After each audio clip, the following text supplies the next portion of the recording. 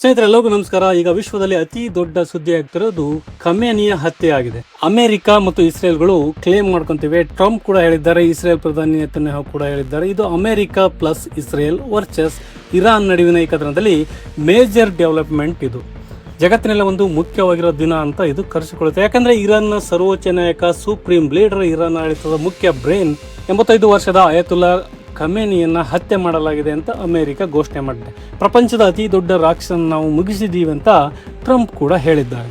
Israel ಪ್ರಧಾನಿ Netanyahu ಕೂಡ Khamenei ಹತ್ಯೆಯನ್ನು ಕನ್ಫರ್ಮ್ ಮಾಡಿದ್ದಾರೆ ಅನ್ನೋ ಮಾತುಗಳು ಕೂಡ ಆಡಿದ್ದಾರೆ.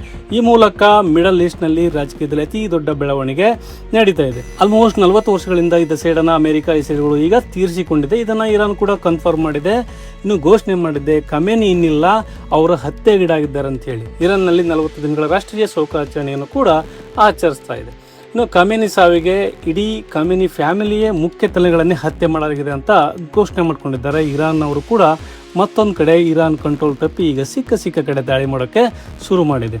ಅಕ್ಕಪಕ್ಕದ ರಾಷ್ಟ್ರಗಳ ಮೇಲೆ ಕೂಡ ಡ್ರೋನ್ ಮಿಸೈಲನ್ನು ಮಳೆಯನ್ನು ಗರಿದಿದೆ. ಇಷ್ಟು ದಿವಸ ಆರಾಮಾಗಿ ನಾವಾಯಿತು, ನಮ್ಮ ತೈಲ ಆಯಿತು ಅಂತ ಶ್ರೀಮಂತಿಕೆ ಆಯಿತು, ಜಗತ್ತಿನ ಬಿಸ್ನೆಸ್ ಹೆಬ್ಬಾಗಿದ್ದೀವಿ ಅಂತ ಹೇಳಿದ್ದ ಶ್ರೀಮಂತ ಅರಬ್ ರಾಷ್ಟ್ರಗಳಾಗಿದ್ದ ಸುನ್ನಿ ಅರಬ್ ರಾಷ್ಟ್ರಗಳಾಗಿದ್ದ United Arab Emirates, Saudi Arabia ಮೇಲೂ ಕೂಡ ಈಗ ಕತಾರ್, ಅಲ್ಲಿಗೆಲ್ಲ ಬಹರನ್, ಅಲ್ಲಿಗೆಲ್ಲ ಈ ಇರಾನ್ ಸಿಕ್ಕಾಪಟ್ಟೆ ಸ್ಫೋಟಗಳನ್ನು ನುಗ್ಗಿಸಿದೆ, ದಾಳಿ ಮಾಡಿದೆ. ಇರಾನ್ ನೀವು ಹೆಂಗೆ ಶಾಂತವಾಗಿರ್ತೀರಿ ನಾವು ನೋಡ್ತೀವಿ ಅಂತ ಹೇಳಿ ಅದರಲ್ಲೂ ಕೂಡ ಮುಖ್ಯವಾಗಿ ಅಮೆರಿಕನ್ ನೆಲೆಗಳನ್ನು ಟಾರ್ಗೆಟ್ ಮಾಡಲಾಗಿದೆ. ಅಮೆರಿಕನ್ ನೆಲೆಗಳನ್ನು ಹೊರತುಪಡಿಸಿದರೆ ಬೇರೆ ಯಾವ ಜಾಗಗಳಲ್ಲೂ ಕೂಡ ಈ ರಾಷ್ಟ್ರಗಳಲ್ಲಿ ಸ್ಫೋಟದ ಶಬ್ದ ಕೇಳಿಸಿದೆ. ಅಷ್ಟೇ ಅಲ್ಲ, ಈ ಯುದ್ಧಕ್ಕೆ ಬ್ರಿಟನ್ ಕೂಡ ಎಂಟರ್ ಆಗಿದೆ. ಇಸ್ರೇಲ್ನ 200 ಜೆಟ್ ಅನ್ನು ನುಗ್ಗಿಸಿದ್ದೀವಿ ಅನ್ನೋ ಮಾಹಿತಿಯನ್ನು ಕೂಡ ಹಾರ್ಮೋಸ್ ಜಲಸಂಧಿಯನ್ನು ಕ್ಲೋಸ್ ಮಾಡಲಾಗಿದೆ. 400ಕ್ಕೂ ಹೆಚ್ಚು ಅಧಿಕ ವಿಮಾನಗಳು ಕ್ಯಾನ್ಸಲ್ ಆಗಿವೆ ಮೊದಲ ದಿನವೇ. ಇದರಲ್ಲಿ ಮೊದಲಿಗೆ ಖಮೇನಿ ಬಗ್ಗೆ ಸ್ವಲ್ಪ ಡೀಟೇಲ್ ಆಗಿ ನೋಡಬೇಕು ಅಂತ ಹೇಳಿದ್ರೆ, 1989ರಿಂದ ಇರಾನ್ನ ಸುಪ್ರೀಂ ಲೀಡರ್ ಆಗಿದ್ದ ಅಯತುಲ್ಲಾ ಅಲಿ ಖಮೇನಿಯನ್ನ ಅಮೆರಿಕ ಹತ್ಯೆ ಮಾಡಿದ್ದೀವಿ ಅಂತ ಹೇಳ್ಕೊಂಡಿದೆ. ಶನಿವಾರ ನಡೆದ ಮೊದಲ ದಾಳಿಯಲ್ಲೇ ಅವರನ್ನು ಮುಗಿಸಲಾಗಿದೆ ಅಂತ ಟ್ರಂಪ್ ಕೂಡ ಹೇಳಿದ್ದಾರೆ. ಈ ಬಗ್ಗೆ ಅಧಿಕೃತವಾಗಿ ಕೂಡ ಪೋಸ್ಟ್ ಕೂಡ ಮಾಡಿದ್ದಾರೆ. ಇತಿಹಾಸದ ಅತ್ಯಂತ ಕ್ರೂರ ವ್ಯಕ್ತಿಗಳಲ್ಲಿ ಒಬ್ಬನಾದ ಖಮೇನಿ ಈಗ ಇಲ್ಲ. ಇದು ಕೇವಲ ಇರಾನ್ ಜನರಿಗೆ ಸಿಕ್ಕಿರೋ ಜಯ ಅಲ್ಲ, ಬದಲಿಗೆ ಖಮೇನಿ ಮತ್ತು ಆತನ ರಕ್ತಪಾಸು ಗುಂಡುಗಳಿಂದ ಕೊಲ್ಲಲ್ಪಟ್ಟ ಜನರಿಗೆ, ಅಮೆರಿಕನ್ನರಿಗೆ ಮತ್ತು ವಿಶ್ವದಾದ್ಯಂತ ಇರೋ ಅನೇಕ ರಾಷ್ಟ್ರಗಳಿಗೆ ಸಿಕ್ಕ ನ್ಯಾಯ ಅಂತ ಟ್ರಂಪ್ ಹೇಳಿದ್ದಾರೆ. ಬರೀ ಕಾಮನೆ ಮಾತ್ರವಲ್ಲ, ಒಂದೇ ದಿನದಲ್ಲಿ ಇಡೀ ದೇಶ ಧ್ವಂಸ ಆಗಿದೆ. ಗುಪ್ತಚರ ಇಲಾಖೆ ನಮ್ಮ ಟ್ರ್ಯಾಕಿಂಗ್ ವ್ಯವಸ್ಥೆಯಿಂದ ಆತನಿಗೆ ತಪ್ಪಿಸಿಕೊಳ್ಳೋಕೆ ಸಾಧ್ಯನೇ ಆಗಲಿಲ್ಲ. ಇಸ್ರೇಲ್ ಮತ್ತು ನಾವು ಕಾರ್ಯಾಚರಣೆ ಮಾಡಿದ್ವಿ. ಈಗ ಇರಾನ್ ಜನ ತಮ್ಮ ರಾಷ್ಟ್ರವನ್ನು ಮರಳಿ ಪಡೆಯೋಕೆ ದೊಡ್ಡ ಅವಕಾಶ ಬಂದಿದೆ. ಅಲ್ಲಿನ IRGC, ಕಾಮನೆ ಗುಪ್ತಪಡೆ ಮತ್ತು ಆಪ್ತಪಡೆ, ಇಸ್ಲಾಮಿಕ್ ರೆವಲ್ಯೂಷನರಿ ಗಾರ್ಡ್ ಕೋರ್ ಅಂತ ಅದು ಮತ್ತು ಮಿಲಿಟರಿ ಇತರ ಪೊಲೀಸ್ ಪಡೆಗಳು ಕೂಡ ಇನ್ನು ಮುಂದೆ ಹೋರಾಡೋಕ್ಕೆ ಇಷ್ಟಪಡ್ತಾ ಇಲ್ಲ, ನಮ್ಮಿನ್ನ ರಕ್ಷಣೆಯನ್ನು ಬಯಸ್ತಾ ಇವೆ ಅಂತ ನಮಗೆ ಮಾಹಿತಿ ಸಿಗ್ತಾ ಇದೆ. ನಾನು ನಿನ್ನೆ ರಾತ್ರಿ ಕೂಡ ಹೇಳಿದ್ದೀನಿ, ಈಗಲೇ ಶರಣು ಆದರೆ ರಕ್ಷಣೆ ಸಿಗುತ್ತೆ, ತಡ ಆದರೆ ಸಾವು ನಿಮಗೆ ಖಂಡಿತ ಅಂತ ರಣಕೇಕೆಯನ್ನು ಹಾಕಿದ್ದಾರೆ ಟ್ರಂಪ್. ಇನ್ನು ಮಿಡಲ್ ಈಸ್ಟ್ ಮತ್ತು ಇಡೀ ವಿಶ್ವದಲ್ಲಿ ಶಾಂತಿ ಸ್ಥಾಪಿಸುವ ನಮ್ಮ ಗುರಿಯನ್ನು, ಶಾಂತಿಯನ್ನು ತಲುಪಿಸುವವರೆಗೂ ಕೂಡ ನಾವು ಈ ವಾರ ಪೂರ್ತಿ ಎಷ್ಟಾಗುತ್ತೋ ಅಷ್ಟು ದಿನಗಳವರೆಗೆ ಈ ದಾಳಿಯನ್ನು ಮುಂದುವರಿಸ್ತೀವಿ ಅಂತ ಹೇಳಿದ್ದಾರೆ. ಈತ ತನಿಖಾ ಮಾಧ್ಯಮಗಳು ಕೂಡ ಖಮೇನಿ ಮುಗಿದಿದ್ದಾರೆ ಅಂತ ಖಚಿತಪಡಿಸಿವೆ. ಇಸ್ರೇಲ್ನ ಪ್ರಧಾನಿ ಬೆಂಜಮಿನ್ ನೆತನ್ಯಾಹು ಕೂಡ ಖಮೇನಿ ಜೀವಂತವಾಗಿಲ್ಲ ಅನ್ನೋದಕ್ಕೆ ಹಲವು ಸೂಚನೆಗಳನ್ನು ಸಿಗುತ್ತಿವೆ ಅಂತ ಹೇಳಿದ್ದಾರೆ. ಹಾಗಾದರೆ ಇರಾನ್ ಕೂಡ ಶನಿವಾರ ಸಂಜೆನೆ ಒಂದಲ್ಲ ಇಂಡೈರೆಕ್ಟ್ ಲೈವ್ ಕೂಡ ಒಪ್ಕೊಂಡಂಗೆ ಆಗಿತ್ತು. ಇನ್ನು ಶನಿವಾರ ಖಮೇನಿ ಆಫೀಸ್ ಮೇಲೆ ಒಂದೇ ಸಲ 10 ಮಿಸೈಲ್ಗಳು ಹಾರಿಸಿದ್ರು, ಟನ್ ಗಂಟಲೆ ಸ್ಫೋಟಕಗಳನ್ನು ಸುರಿದಿದ್ರು. ಅವರ ಅಧಿಕೃತ ನಿವಾಸ ಎಲ್ಲ ಧ್ವಂಸ ಆಗಿತ್ತು. ಆಗಲೇ ಅನುಮಾನ ಇತ್ತು. ಇವಾಗ ಇವರೆಲ್ಲ ಹೇಳ್ತಿದ್ದಾರೆ ಏನೋ IRGC ಹೊಸ ನಾಯಕನಾಗಿ ಹುಡುಕಾಟ ನಡೆಸ್ತಾ ಇದೆ ಅಂತ ವರದಿ ಆಗ್ತಾ ಇದೆ. ಇನ್ನು ಇರಾನ್ ಸರ್ಕಾರಿ ನ್ಯೂಸ್ ಏಜೆನ್ಸಿ ಪಾರ್ಸ್ ನ್ಯೂಸ್ ವರದಿ ಪ್ರಕಾರ ಈ ದಾಳಿಯಲ್ಲಿ ಇರಾನ್ನ ಸರ್ವೋಚ್ಚ ನಾಯಕ ಖಮೇನಿಯ ಮಗಳು ಮತ್ತು ಅಳಿಯ ಮೊಮ್ಮಗ ಕೂಡ ಹತರಾಗಿದ್ದಾರೆ. ಇರಾನ್ ಮೀಡಿಯಾಗಳೇ ರಿಪೋರ್ಟನ್ನು ಮಾಡ್ತವೆ. ಇಡೀ ವಂಶವನ್ನೇ ಧ್ವಂಸ ಮಾಡಿದಂಗೆ ಕಾಣಿಸ್ತಾ ಇದೆ. ಇನ್ನು ಟ್ರಂಪ್ ಇರಾನ್ ಲೀಡ್ ಮಾಡ್ತೀರಾ ನೀವು ಅಂತ ಕೇಳಿದ್ದಕ್ಕೆ yes we have a very good idea ಅಂತ ರಿಪ್ಲೈ ಕೂಡ ಮಾಡಿದ್ದಾರೆ. ಅಂದರೆ ಇರಾನಿನ ನೆಕ್ಸ್ಟ್ ಏನು ಮಾಡಬೇಕು, ಯಾರ ಕೈಗೆ ಕೊಡಬೇಕು ಅನ್ನೋದಕ್ಕೂ ಕೂಡ ಸಂಬಂಧಪಟ್ಟಂತೆ ನಮ್ಮ ಹತ್ರ ಗುಡ್ ಪ್ಲಾನ್ ಇದೆ, ಐಡಿಯಾ ಕೂಡ ಇದೆ ಅನ್ನೋ ಹೇಳಿಕೆಯನ್ನು ಕೂಡ ಕೊಟ್ಟಿದ್ದಾರೆ. ಈ ಮೂಲಕ ಅತಿ ದೊಡ್ಡ ಮರ ಒಂದು ಜಾಗತಿಕ ರಾಜಕೀಯದಲ್ಲಿ ಬಿದ್ದಿದೆ. ಇವತ್ತು ಇದು ಸಾಮಾನ್ಯ ವ್ಯಕ್ತಿಯ ಸಾವಲ್ಲ, ಇದು ಒಬ್ಬ ಇರಾನ್ನ ಆಡಳಿತಗಾರನ ಸಾವು ಕೂಡ ಅಲ್ಲ. ಅಯತುಲ್ಲಾ ಖಮೇನಿಯ ಕೇವಲ ಆಡಳಿತಗಾರಲ್ಲ, ಅವರೊಬ್ಬ ಸಿಯಾ ಧರ್ಮದ ಅತಿ ದೊಡ್ಡ ಧರ್ಮಗುರು. ರಿಲಿಜಿಯಸ್ ಅಯತುಲ್ಲಾ ಇದು ಗಮನಿಸಬೇಕಾಗಿರೋ ಮುಖ್ಯ ವಿಚಾರ. ಇದು ಸಿಯಾ ಮುಸ್ಲಿಂ ಜಗತ್ತಲ್ಲಿ ಇರಾನ್ ಅನ್ನೋದು ಕೇವಲ ಒಂದು ರಾಷ್ಟ್ರ ಅಲ್ಲ, ಅದು ಸಿಯಾ ಸಿದ್ಧಾಂತದ ಕೇಂದ್ರ ಬಿಂದು. ನಿಮಗೆಲ್ಲ ಗೊತ್ತು, ಮುಸ್ಲಿಮರಲ್ಲಿ 2 ಪ್ರಮುಖ ಪಂಥಗಳಿವೆ, ಒಂದು ಸುನ್ನಿ, ಇನ್ನೊಂದು ಸಿಯಾ. ಮುಖ್ಯವಾಗಿ ಅದರಲ್ಲಿ 1979ರ ಇಸ್ಲಾಮಿಕ್ ಕ್ರಾಂತಿ ನಂತರ ಇರಾನ್ ವಿಶ್ವದ ಸಿಯಾ ಸಮುದಾಯದ ಏಕೈಕ ದೊಡ್ಡ ಲೀಡರ್ ಕೂಡ ಆಗಿತ್ತು. ಯಾಕಂದರೆ ಇರಾನ್ ಸಿಯಾ ಮೆಜಾರಿಟಿ ಸಿಯಾ ಧಾರ್ಮಿಕ ಆಡಳಿತದಲ್ಲಿ ಬಂತು. ಅಯತುಲ್ಲಾ ಅಲಿ ಖಮೇನಿ ಕೇವಲ ಇರಾನ್ ಅಧ್ಯಕ್ಷ ಅಥವಾ ನಾಯಕನಾಗಿರಲಿಲ್ಲ, ಅವರು ವಿಶ್ವದ ಬಹುತೇಕ ಸಿಯಾಗಳಿಗೆ ಮರ್ಜ್ ಆಗಿದ್ದರು ಕೂಡ ಮತ್ತು ಅತ್ಯುನ್ನತ ಧಾರ್ಮಿಕ ಮಾರ್ಗದರ್ಶಿ ಕೂಡ ಆಗಿದ್ದರು. ಅವರು ಆ ದೇಶಗಳ ಧಾರ್ಮಿಕ ಕಟ್ಟಳೆಗಳಂತೆ ಪಾಲನೆ ಆಗ್ತಾ ಇದ್ವು. ಶಿಯಾಗಳಲ್ಲಿ ಲೆಬನಾನ್, ಹಿಜ್ಬುಲ್ಲಾ, ಯಮನ್ ಹುತಿಗಳು ಮತ್ತು ಇರಾಕ್ನ ಸಿಯಾ ಮಿಲಿಟರಿ ಗುಂಪುಗಳಿಗೆ ಕಾಮನೆ. ಅಕ್ಷರಶಃ ಗಾಡ್ ಫಾದರ್ ಅವರಿಗೆ ಹಣ, ಶಸ್ತ್ರಾಸ್ತ್ರ ಮತ್ತು ರಾಜಕೀಯ ಬಲ ಸಿಗ್ತಾ ಇರೋದು ಇದೇ ಖಮೇನಿ ಮೂಲಕ. ಆದರೆ ರಂಜಾನ್ ಟೈಮಲ್ಲಿ ಎತ್ತಿ ನಡೆದಿರೋದು ಮುಂದಿನ ದಿನಗಳಲ್ಲಿ ಸಿಯಾ ವರ್ಸಸ್ ಸುನ್ನಿ ಮತ್ತು ಇಸ್ರೇಲ್ ಅಮೆರಿಕ ವಿರುದ್ಧ ಸಿಯಾ ಸಮುದಾಯದಲ್ಲಿ ದೊಡ್ಡ ಪ್ರಮಾಣದ ಆಕ್ರೋಶಕ್ಕೂ ಕೂಡ ಕಾರಣ ಆಗ್ಬೋದು. ಸ್ನೇಹಿತರೆ, ಜಗತ್ತಿನಲ್ಲಿ ಸಿಯಾಗಳು ಕೂಡ ದೊಡ್ಡ ಸಂಖ್ಯೆಯಲ್ಲಿ ಇದ್ದಾರೆ. ವಿಶ್ವದಲ್ಲಿ ಅತಿ ಹೆಚ್ಚು ಸಿಯಾ ಜನಸಂಖ್ಯೆ ಇರೋದು ಇರಾನ್ನಲ್ಲೇ.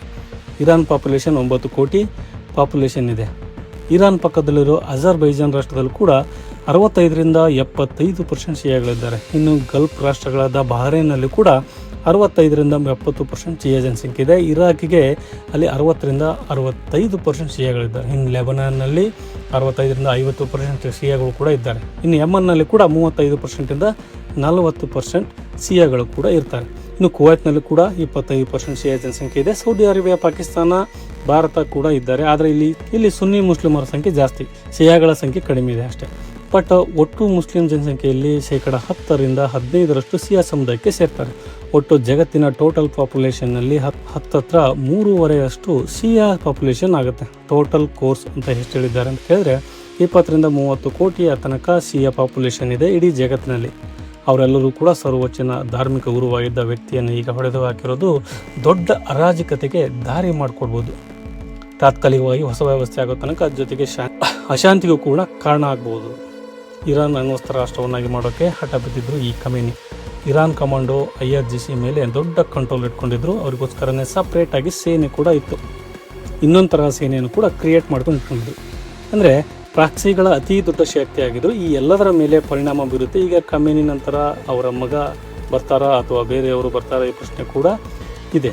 ಆದರೆ ಅಮೆರಿಕ ಇಡೀ ಖಮೇನಿಗಳ ಸಂತತಿಯನ್ನೇ ಮುಗಿಸುವ ಲೆಕ್ಕಾಚಾರ ಕೂಡ ಇದೆ. ಆಲ್ರೆಡಿ ನೀವು ನೋಡಿದ್ರಿ, ಅವರ ಫ್ಯಾಮಿಲಿಯ ಬಹುತೇಕರು ಕೂಡ ಪ್ರಾಣವನ್ನು ಕಳೆದುಕೊಂಡಿದ್ದಾರೆ ಈ ದಾಳಿಯಲ್ಲಿ ಅಂತ ಹೇಳಿ ಇರಾನ್ ಕೂಡ ಕನ್ಫರ್ಮ್ ಮಾಡಿದೆ. ಇರಾನ್ನಲ್ಲಿ 40 ದಿನಗಳ ರಾಷ್ಟ್ರೀಯ ಶೋಕಾಚರಣೆಯನ್ನು ಕೂಡ ಆಚರಣೆ ಮಾಡ್ಕೊಳ್ತಿದ್ದಾರೆ. ಖಮೇನಿ ಸಾವಿಗೆ ಅವರ ಫ್ಯಾಮಿಲಿನೇ ಎಂಡ್ ಆಗಿದೆ ಅಂತ ಹೇಳಿ ಘೋಷಣೆ ಕೂಡ ಮಾಡ್ಕೊಂಡಿದ್ದಾರೆ. ಸ್ನೇಹಿತರೆ, ಇರಾನ್ನ ಪ್ರತಿಕ್ರಿಯೆ ಕೂಡ ತುಂಬ ಸ್ಟ್ರಾಂಗ್ ಆಗಿದೆ. ಪೂರ್ಣ ಶಕ್ತಿಯೊಂದಿಗೆ ಫೈಟ್ ಮಾಡ್ತಿದ್ದಾರೆ. ಶನಿವಾರ ಇಡೀ ದಿನ ಭಯಂಕರವಾಗಿರೋ ದಾಳಿ ಮತ್ತು ಇರಾನ್ ರಾತ್ರಿ ಇಡೀ 100 ಡ್ರೋನ್ ಮತ್ತು ಮಿಸೈಲ್ಗಳನ್ನು ಕೂಡ ಇರಾನ್ ಹಾರಿಸಿದೆ. ಅಮೆರಿಕ ಪ್ರಮುಖ ಸೇನಾ ನೆಲೆಗಳು ಕತಾರ್ ಹಾಗೆ UAE, ಕುವೈತ್, ಬಹರೇನ್ ಗುರಿಯಾಗಿಸಿ ದಾಳಿ ಮಾಡಿದೆ. ಇನ್ನು ಇರಾನ್ IRGC ಮಂಡಳಿ ಕೊಟ್ಟಿರುವ ಹೇಳಿಕೆ ಪ್ರಕಾರ ಒಟ್ಟು 14 ಅಮೆರಿಕನ್ ನೆಲೆಗಳ ಮೇಲೆ ನೇರ ಏಟು ಬಿದ್ದಿದೆ. ಈ ದಾಳಿಯಲ್ಲಿ ಅಮೆರಿಕದ 100 ಸೈನಿಕರು ಹತರಾಗಿದ್ದಾರೆ ಅಂತ ಕೂಡ ಇರಾನ್ ಕ್ಲೈಮ್ ಮಾಡ್ತಾ ಇದೆ. ಅಲ್ಲದೆ ಸಾಕಷ್ಟು ಶಸ್ತ್ರ ಸೈನಿಕರಿಗೆ ಕೂಡ ಗಂಭೀರ ಗಾಯಗಳಾಗಿವೆ ಅಂತ ಇರಾನ್ ಹೇಳಿದ್ದಾರೆ. ಇನ್ನು ಇರಾನ್ ಈ ಸಲ ಯುನೈಟೆಡ್ ಅರಬ್ ಎಮಿರೇಟ್ಸ್ ಅನ್ನು ಕೂಡ ಹೆಚ್ಚಾಗಿ ಟಾರ್ಗೆಟ್ ಮಾಡಿದಂಗೆ ಕಾಣಿಸ್ತಾ ಇದೆ. ಯಾಕಂದರೆ ಬರೀ ಅಮೆರಿಕದ ಬೇಸ್ಗಳಷ್ಟೇ ಅಲ್ಲ, UAEಯ ಪ್ರಮುಖ ಕೇಂದ್ರಗಳನ್ನು ಕೂಡ ಇರಾನ್ ಟಾರ್ಗೆಟ್ ಮಾಡಿದೆ. ವಿಶ್ವದ ಶ್ರೀಮಂತ ಪ್ರವಾಸಿ ತಾಣ ದುಬೈನ ಐಕಾನಿಕ್ ಫಾರ್ಮ್ ಜುಮೇರಾ ಪ್ರದೇಶದ ಮೇಲೂ ಕೂಡ ಇರಾನ್ ಮಿಸೈಲನ್ನು ಹಾಕಿದೆ. ಅದರ ವಿಡಿಯೋ ಕೂಡ ಈಗ ವೈರಲ್ ಆಗಿದೆ. ಜಗತ್ ಸುಪ್ರಸಿದ್ಧ ಬುರ್ಜ್ ಖಲೀಫಾ ಕಟ್ಟಡದ ಅದರ ಪಕ್ಕದಲ್ಲಿ ಇರಾನ್ ಡ್ರೋನ್ ದಾಳಿ ಕೂಡ ಮಾಡಿದೆ. ಸ್ವಲ್ಪ ಹೆಚ್ಚು ಕಮ್ಮಿ ಆಗಿದ್ರು ಕೂಡ ಬುರ್ಜ್ ಖಲೀಫಾಗೂ ಬೆಂಕಿ ಬೀಳೋ ಸಾಧ್ಯತೆ ಇತ್ತು. ಹತ್ತಿರಕ್ಕೆ ಬಂದಿದೆ.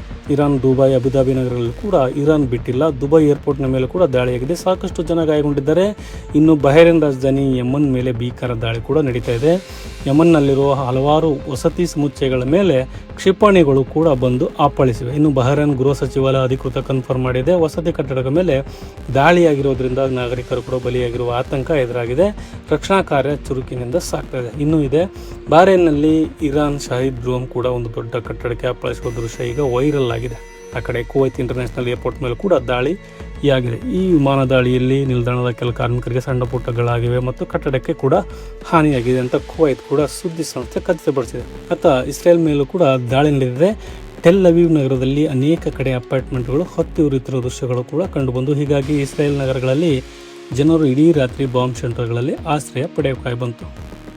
ಇನ್ನು ಏನೋ ನಿರೀಕ್ಷೆ ಮಾಡಿದಂತೆ ಹಾರ್ಮೋಸ್ ಜಲಸಂಧಿಯನ್ನು ಕೂಡ ಇರಾನ್ ಮುಚ್ಚಿದೆ. ಇರಾನ್ ರೆವಲ್ಯೂಷನರಿ ಗಾರ್ಡ್ಸ್ ಈ ಬಗ್ಗೆ ರೇಡಿಯೋ ಸಂದೇಶಗಳನ್ನು ಕಳಿಸಿದ್ದಾರೆ. ಯಾವುದೇ ಹಡಗು ಈ ಮಾರ್ಗದಲ್ಲಿ ಚಲಿಸುವಂತಿಲ್ಲ ಅನ್ನೋ ವಾರ್ನಿಂಗ್ ಅನ್ನು ಕೂಡ ಕೊಟ್ಟಿದ್ದಾರೆ.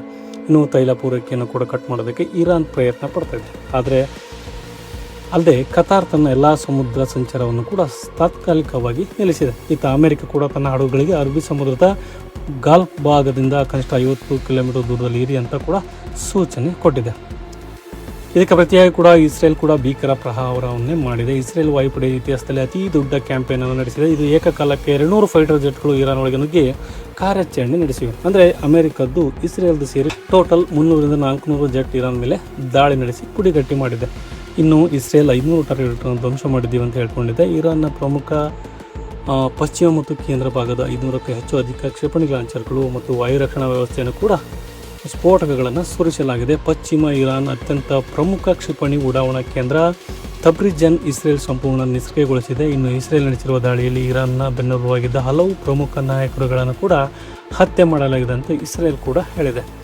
ಇನ್ನು ಖಮೇನಿ ಮಾತ್ರ ಅಲ್ಲ, ಇರಾನ್ನ ರಾಷ್ಟ್ರೀಯ ಭದ್ರತೆಯ ಮಂಡಳಿಯ ಕಾರ್ಯದರ್ಶಿ ಖನಾಯಿ ಪರಮಾಪ್ತ ಸಲಹೆಗಾರ ಅಲಿ ಶಂಕಾನಿಯನ್ನು ಕೂಡ ಹತ್ಯೆ ಮಾಡಿದ್ದೀವಿ ಅಂತ ಇಸ್ರೇಲ್ ಹೇಳಿದೆ. ಇನ್ನು ವಿಶ್ವಸಂಸ್ಥೆ ಸೇರಿದ ಹಾಗೆ ಜಗತ್ತಿನ ಅನೇಕ ರಾಷ್ಟ್ರಗಳು ಕೂಡ ಈ ಯುದ್ಧವನ್ನು ನಿಲ್ಲಿಸಿ ಅಂತ ಗೋಗುತ್ತಿದ್ದಾರೆ. ಆದರೆ ಯುದ್ಧ ನಿಲ್ಲುವ ಯಾವುದೇ ಲಕ್ಷಣಗಳು ಕೂಡ ಸದ್ಯಕ್ಕಂತೂ ಇಲ್ಲ. ಇದಕ್ಕೆ ಸಂಬಂಧಪಟ್ಟಂತೆ ಬರುವ ಪ್ರತಿಯೊಂದು ಅಪ್ಡೇಟನ್ನು ನಿಖರವಾಗಿ ನಿಮಗೆ ತಿಳಿಸುವ ಪ್ರಯತ್ನವನ್ನು ನಾವು ಮಾಡ್ತೀವಿ. ದಯವಿಟ್ಟು ನನ್ನ ಚಾನಲ್ಗೆ ಹೊಸಬರಾಗಿದ್ದರೆ ದಯವಿಟ್ಟು ಸಬ್ಸ್ಕ್ರೈಬ್ ಮಾಡಿ. ಹಾಗೆ ಈ ವಿಡಿಯೋ ಇಷ್ಟ ಆದರೆ ಲೈಕ್ ಮಾಡಿ. ಜೈ ಹಿಂದ್, ಜೈ ಕರ್ನಾಟಕ.